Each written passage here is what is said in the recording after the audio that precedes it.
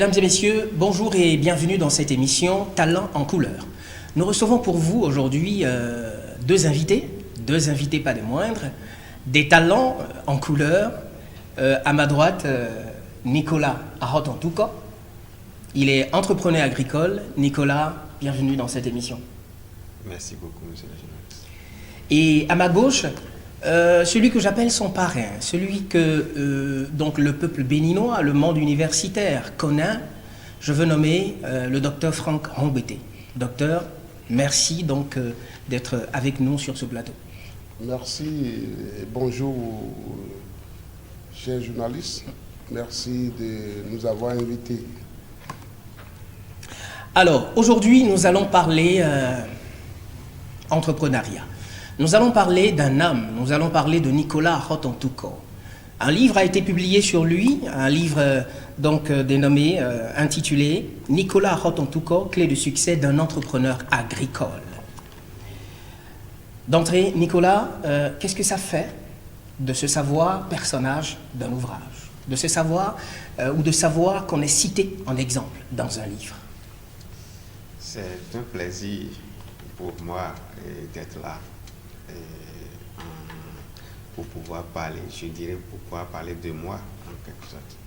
Le livre, avant même d'aborder le livre, je me représente encore Nicolas Arotantuko, entrepreneur, responsable de la société coopérative de développement agricole, une société coopérative qui intervient essentiellement dans le domaine agricole, d'où le nom entrepreneur agricole. En fait, c'est une joie pour moi que un jeune, et juste après quelques échanges, il s'est dit ce que j'ai entendu de ce jeune, de ce frère, il faut que je les mette dans un document. Et c'est ça le livre aujourd'hui. Je ne peux que dire merci à celui qui l'a fait, parce que je suis le personnage du livre et non l'auteur du livre. Je ne peux que dire merci à celui qui a su organiser tous les débats que nous avons eu à faire, tous les échanges, en un sens où d'autres personnes peuvent lire et comprendre et savoir orienter aussi leur vie à partir de la vie de Nicolas, de ma vie. Docteur, citer un modèle de chez nous, un produit de chez nous, un personnage vivant comme modèle entrepreneurial, quelle est son importance, quel est son impact? C'est dire que les modèles, ça existe partout. Mais l'école nous a enseigné que ce qui est bon vient d'ailleurs. Mais il faut aussi reconnaître qu'à beau menti qui vient de loin. L'exemple qu'on a chez soi, c'est plus touchant. Et on peut en tirer des leçons. Parce que là, vous connaissez le début de ce modèle. Et vous pouvez aller vivre l'expérience avec ce dernier. Chers amis, cet ouvrage raconte le parcours entrepreneurial d'un jeune, un jeune africain qui a éprouvé l'agriculture et aujourd'hui peut témoigner de ce que c'est une mine d'or. Nicolas, qu'est-ce qui vous a fortifié, d'accord? Qu'est-ce qui vous a encouragé à aller dans ce sens, à aller dans le monde agricole et surtout à y rester? La grande chose, c'est la passion. La passion que nous avons pour le monde agricole. Et surtout, nous avons vu nos parents souffrir dans un domaine donné. Et en dehors de la souffrance de nos parents, nous lisons et nous voyons sur d'autres cieux les mêmes cultivateurs, les mêmes exploitants agricoles sont les hommes les plus puissants, les hommes les plus riches. Mais qu'est-ce qui se passe?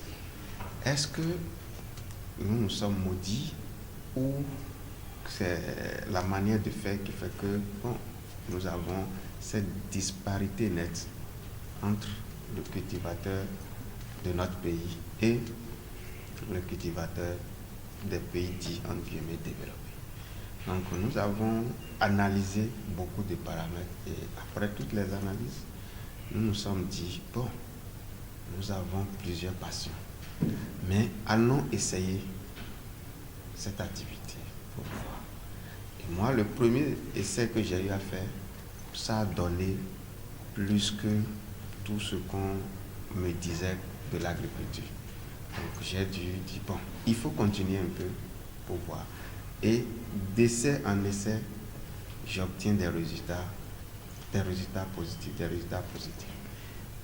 Je me suis dit, il faut associer ce que le papier à la pratique sur le terrain. C'est là que j'ai eu ma grande perte dans le domaine agricole. Donc c'est pourquoi moi je prends ce qui est enseigné à l'école comme des informations qu'on nous donne. Ce n'est pas la formation. Si vous avez l'information, vous pouvez aller maintenant vous faire former à travers l'information que vous avez. C'est ce que moi j'ai fait. Et aujourd'hui, vous recommandez à la jeunesse le monde agricole. Pourquoi? Je recommande pas seulement la jeunesse africaine, la jeunesse du monde entier, en fait, le monde agricole, parce que le seul domaine qui peut contenir tous les jeunes chômeurs du monde entier, c'est le monde agricole, parce qu'il y a beaucoup de sections dans le domaine agricole qu'on n'a pas encore touché. C'est un domaine très vieille, qui n'est même pas organisé.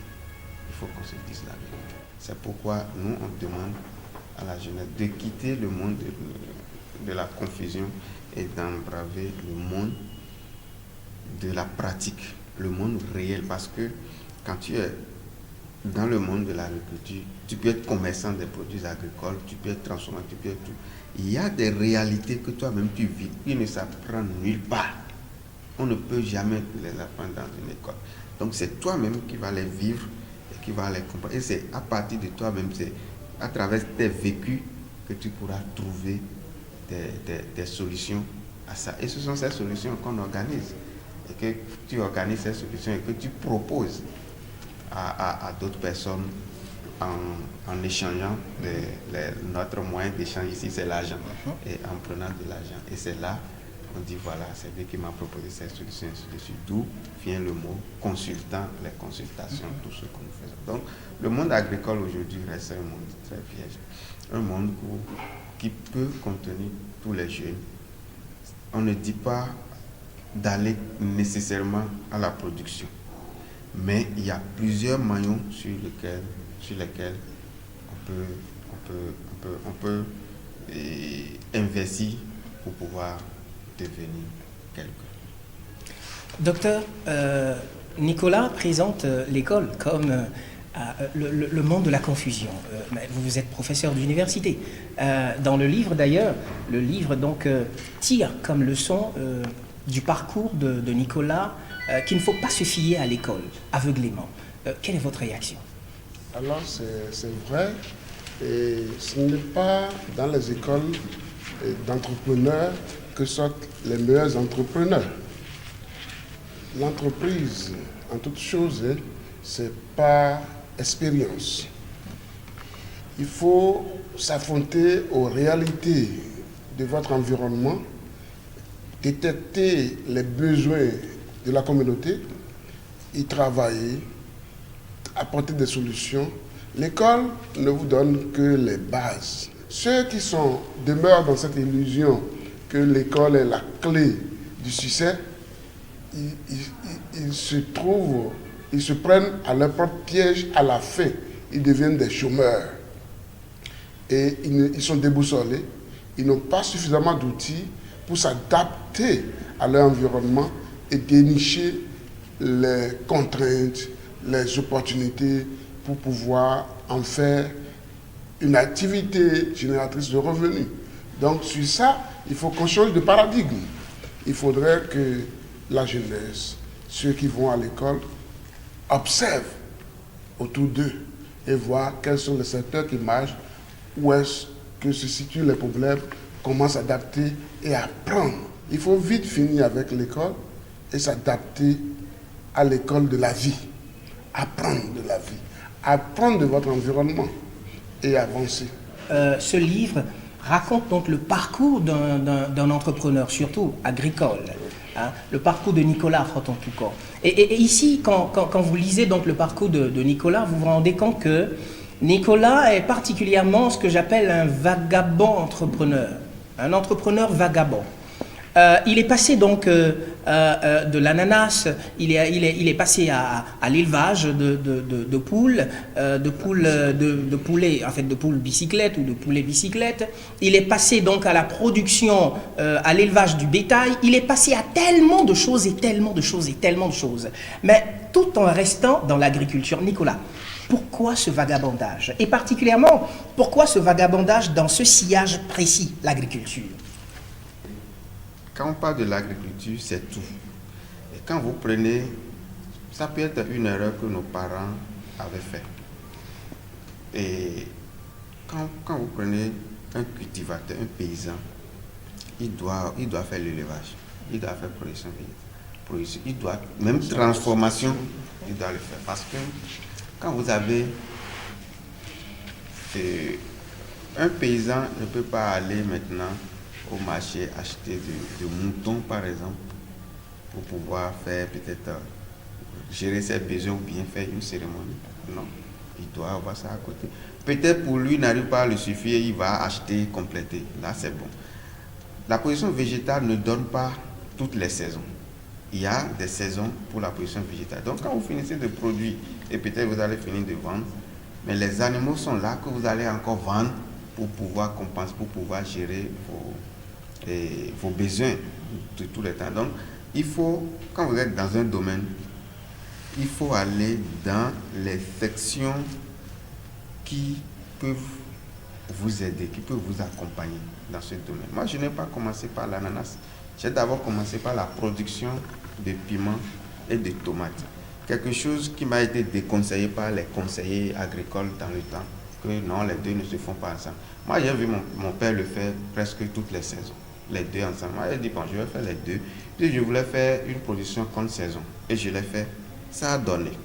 Quand ça a donné, c'est de là, j'ai pris un peu de moyens pour pouvoir acheter une machine, une machine pour faire la transformation de jus de l'ananas, la transformation de l'ananas en jus. Et quand j'ai commencé, la grande difficulté, c'est avoir accès à de l'ananas de qualité. Puisque l'ananas que nous achetons, c'est pas de l'ananas de qualité en réalité. Donc, je me suis dit, il faut aller à la production. C'est comme ça que je suis allé à la production de l'ananas. Et pour aller à la production de l'ananas, qu'est-ce que j'ai eu à faire? Je suis allé me faire former sur le tas. J'ai dû passer 45 jours dans un champ avec un paysan. Dans son village, je suis resté chez lui. Le jour où je lui ai dit que j'ai déjà ma licence et le master est en cours, il a fatigué, il a dit c'est pas vrai. J'ai dit bon voilà. Et lui, puisque quand je suis venu, je ne me suis jamais présenté comme quelqu'un qui allait à l'école une fois. Et puis je ne parle pas français. Quand on me parle français, je dis je ne comprends pas, donc j'ai juste resté dans la marge. Et c'est le 40e jour que j'ai commencé par lui parler de moi-même. Si. Et quand j'ai fini, j'étais parti. Il voulait me payer, mais je lui ai dit non. Je suis juste venu apprendre. Et c'est comme ça que j'ai commencé par faire la production de l'ananas. Et là, la production de l'ananas, ça a donné. Et comme ça a donné, et il y a les Néerlandais, je me rappelle l'ancien ambassadeur du Pays-Bas, près du Bénin, il est venu lors d'un projet, il est venu dans notre arrondissement et il a dit, j'irai voir les jeunes qui entreprennent dans ce village. C'est comme ça qu'il est venu sur le site. Et là, je remercie une fois encore le docteur Roberté parce qu'il était de la partie. Et il était de la partie le jour. Et on était allé sur le site et il me dit, je lui ai dit tout ce que je fais. Et il dit, mais quand on parle de la vallée, quand on vient dans la vallée, la première chose qu'on demande, c'est le poisson. Mais si le poisson peut être l'une de tes activités principales, ça peut honorer la vallée. Quand il a dit ça, je n'avais pas les moyens en quelque sorte pour pouvoir me lancer dans la pisciculture comme cela se fait. Mais j'ai analysé, j'ai noté tout ce qu'il a dit et j'ai pris conseil chez le docteur Ongwete, qui m'a aussi encouragé. Il a dit beaucoup de choses. Et nous, on a analysé tout ça et on s'est lancé. C'est de là, j'ai quitté Ananas pour la pisciculture. Et quand j'ai démarré la pisciculture, j'ai commencé aussi l'élevage de la volaille. Et l'élevage de la volaille, presque tous les 5 jours, 4 jours, les jours de marché, je pouvais en tout cas vendre pour trouver de l'argent chaque fois. Donc, dans une semaine au moins, le minimum, le carburant pour te déplacer et payer les gens qui travaillent, tout ça. Bon, quand j'ai démarré les poulets locaux, rapidement, au bout de 3 mois après, j'ai commencé par vendre et ça a commencé par générer de l'argent et j'ai fait les poules, la pintade, et les canards et aussi le pigeon qui est, bon, en guillemets, déconseillé selon nos mythes, tout ça. Donc, j'ai parcouru tout ça avant maintenant d'aller aussi à l'élevage du gros bétail et sans oublier les petits pérennes, l'anacase que nous sommes en train de faire et les bois aussi que nous sommes en train de faire. Donc, je suis entrepreneur agricole, on a dit.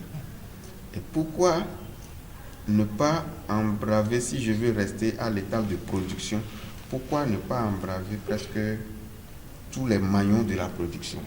C'est ce que je me dis chaque fois. C'est pourquoi, quand il y a une culture qui sort nouvellement et on doit produire, je suis toujours la première personne à aller à son école, à sa formation pour maîtriser et je commence par faire. Parce que je suis à la production. La transformation, donc, je l'ai un peu négligée. Et je ne fais que la transformation du poisson. Parce que les poissons que nous élevons, nous les transformons. On les met en carton et qu'on met dans le circuit de vente. Donc c'est la seule transformation que je fais actuellement. Sinon le reste, j'ai presque laissé toute la transformation et me concentrer sur la production. Donc si je suis entrepreneur agricole, mais c'est bien d'être... ce que vous dites, vagabond agricole ou bien. C'est bien.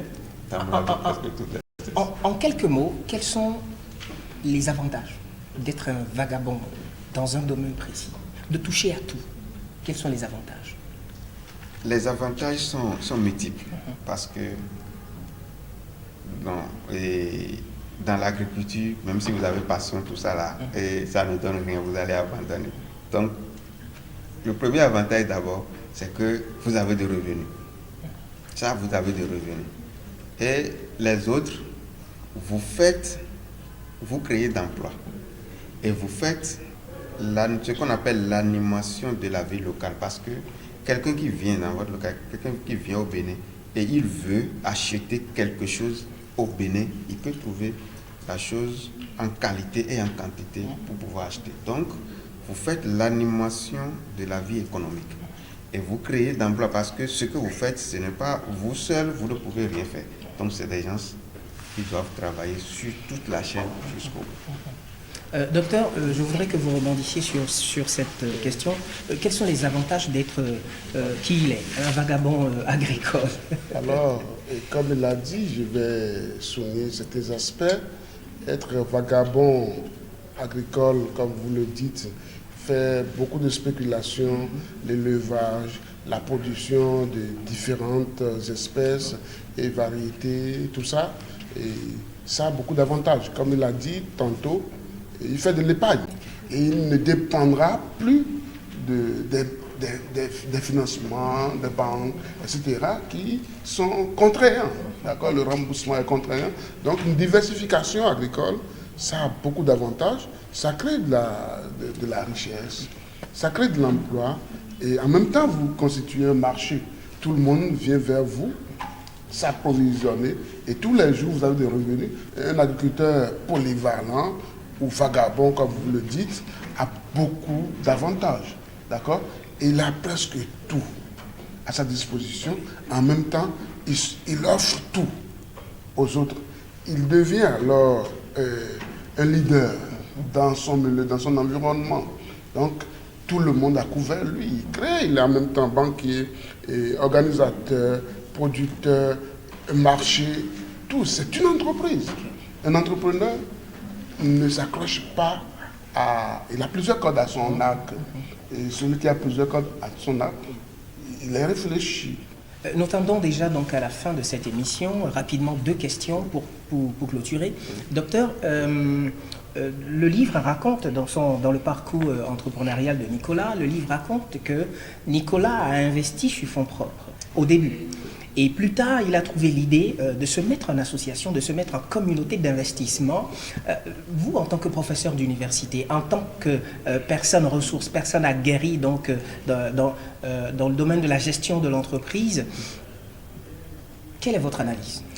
Moi, je pense, ma grand-mère, avant de mourir, m'a dit de ne jamais faire de prêt à la banque, de compter sur mes propres forces et de partir du niveau où je suis et d'apprendre que j'ai à gagner, à apprendre à investir mes propres sous.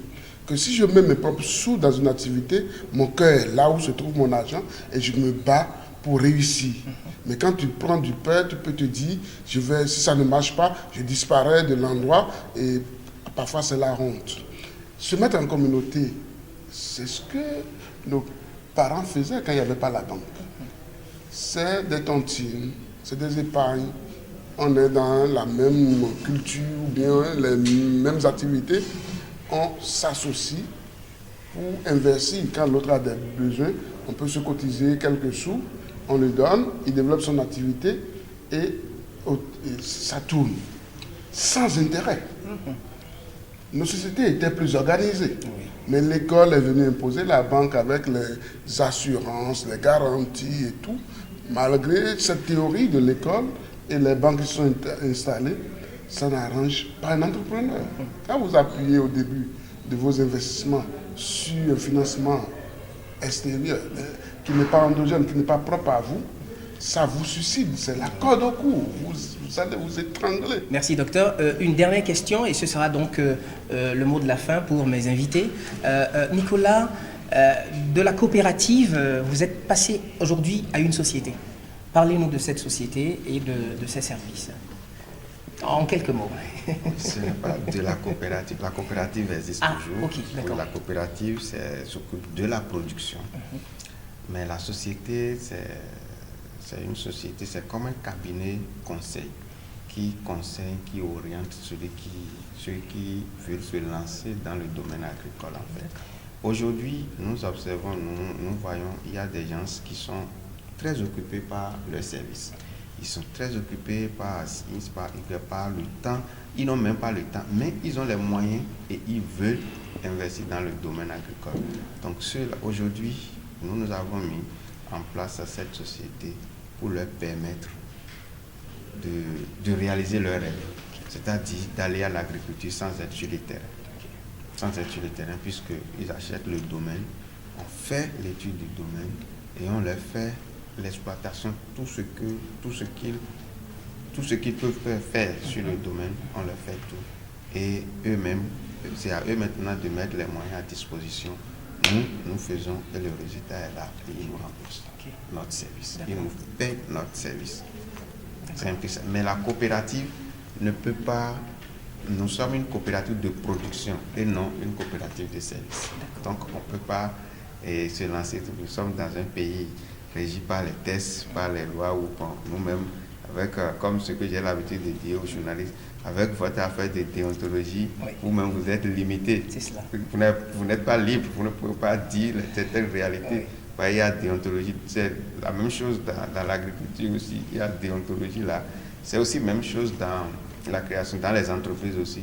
Il y a déontologie au niveau des coopératives et au niveau des... Donc c'est un peu ça. Alors Nicolas, en même temps, votre mot de la fin sur le livre, sur tout ce que nous avons dit, en conseil peut-être à la jeunesse, vous regardez dans cette caméra-là et vous parlez à la jeunesse. Ok. Mon mot de fin, rien d'autre que le remerciement. Je vous remercie la presse parce que grâce à la presse, tout ce que nous faisons est en face du monde. D'autres personnes peuvent voir tout ce que nous faisons. Ça, je vous remercie infiniment pour ça. Pour le livre, je demande à ceux qui l'ont déjà de faire tout, de le lire. et de le faire lire à d'autres personnes et maintenant d'appliquer ce que nous avons mis dedans. Parce que vous pouvez lire sans appliquer. Vous n'allez pas témoigner le service que le livre va vous rendre. Dans la vie, il faut l'information. L'information forme. Et vous avez la formation. La formation transforme. Et la transformation vous permet de vous adapter aux réalités du terrain. Et celui qui s'adapte aux réalités du terrain, celui-là réussit toujours. Donc, si vous voulez aller au succès, il faut d'abord passer par l'information, la recherche de l'information. Le livre a l'information possible pour vous. Le livre a la formation possible pour vous. Et le livre va vous transformer. Et le livre va vous permettre de vous adapter aux réalités du monde agricole, surtout. Et vous allez vous en sortir par la porte du succès. Aux jeunes, je ne peux que dire de prendre des risques. Parce qu'il faut absolument prendre des risques. Dans un monde en pleine évolution, on ne croise pas les bras. Et pour entreprendre, il faut toujours avoir un mentor. Il faut toujours avoir un mentor. Moi, j'ai toujours caché mon mentor jusqu'à ce jour où j'ai fait découvrir mon mentor en face du monde. Oui. Sinon, il a été, je l'ai dit, je le dis toujours, il n'a pas été, le docteur Franck Ongwete n'a pas été seulement un enseignant pour moi. Il a été, et il est mon éducateur et mon mentor dans le domaine entrepreneurial. Merci à vous, monsieur le docteur, pour tout ce que vous m'avez fait, pour tout ce que vous avez fait de moi, parce que ce n'est pas gagné d'avance, mais aujourd'hui, je vous le dis, à quoi ouvert, vous pouvez être fiers de nous, vos étudiants. Nous sommes en train de prendre le chemin. Merci beaucoup, docteur. Et merci à vous, monsieur le journaliste. Alors là, je me retrouve donc entre le parrain et son filleul. Je me retrouve entre l'enseignant et son apprenant. Vous êtes le mentor de Nicolas. Quel est votre mot de la fin? C'est d'abord une joie. Et je remercie tous ceux qui appuient et accompagnent Nicolas. Et comme il a dit, pour entreprendre, il faut avoir un modèle. D'accord? Je ne suis pas l'objet du succès, si vous savez, vous voyez. Et on est toujours fier quand l'apprenant ou l'élève, celui que vous coachez, donne de bons résultats. Je vous avais dit aujourd'hui qu'on a du plaisir, plus de plaisir à partager. Et ce n'est pas la satisfaction financière, c'est la satisfaction, ce qui donne sens à votre vie. Quand vous avez des apprenants qui écoutent vos conseils et qui réussissent et qui vous font le témoignage, c'est comme vous avez gagné de l'or. Et je lui ai toujours dit, on ne peut pas obtenir de l'or sans effort. Et il a compris, il a mis en œuvre, les résultats ont commencé. Et je l'encourage à aller davantage et qu'il soit l'étoile polaire qui indique le chemin, d'accord, aux autres jeunes qui comprennent que dans le secteur agricole, comme l'a dit, il y a une diversité d'activités. Si on a peur d'utiliser ses forces en agriculture, on peut utiliser son intelligence. On peut être à la production, on peut être à la commercialisation, on peut être à la transformation, on peut être dans le conseil agricole, ainsi de suite. Donc c'est un vaste potentiel qu'on peut exploiter et se tirer d'affaires. Et voilà un peu, je l'encourage.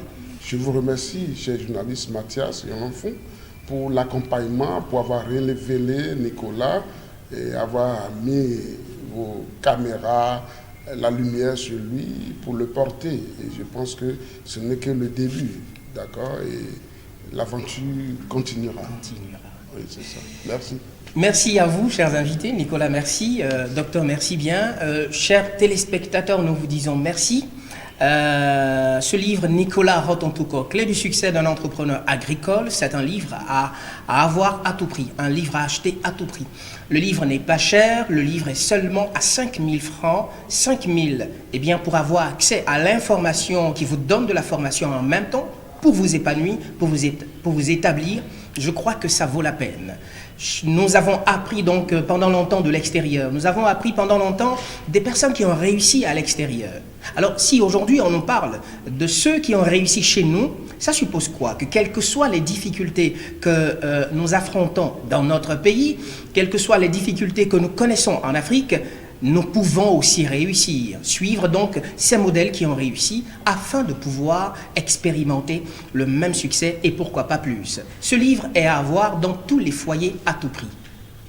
Chers amis téléspectateurs, merci de nous avoir suivis. Cette émission Talent en couleur a tiré véritablement à sa fin. Merci et à très bientôt pour un prochain numéro. Restez donc à l'écoute. Merci à vous. Bonsoir chez vous.